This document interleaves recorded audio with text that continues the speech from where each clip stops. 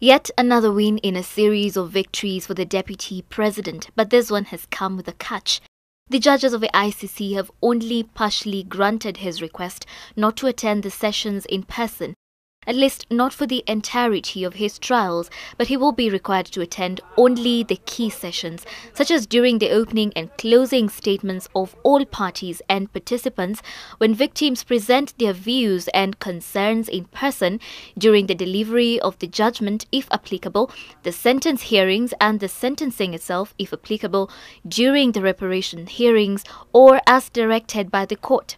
Violations of any of these conditions may result in the revocation of the excusal and or the issuance of an arrest warrant as appropriate. The prosecution had argued that his presence in court during the entirety of his trial would be crucial, mostly for the victims. These are very serious crimes that deserve serious attention, and they require the physical presence of the accused at trial. Mr. Ruto is not here today.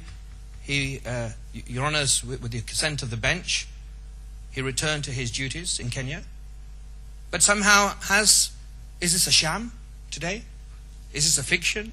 The court, however, says it considered granting his request partially based on the functions of his office and not the status associated with it, and that his office did not grant him immunity from the court's jurisdiction.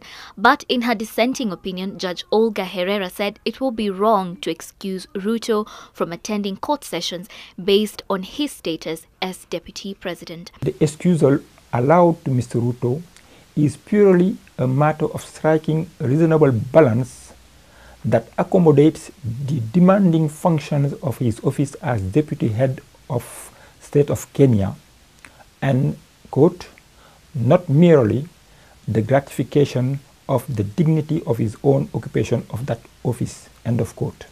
The decision only applies to the deputy president, but the possibility that President Uhuru Kenyatta will make a similar application before the court cannot be ruled out. If Mr. Kenyatta makes a similar application in his own case, the trial chamber trying him will have to consider his application according to its own facts.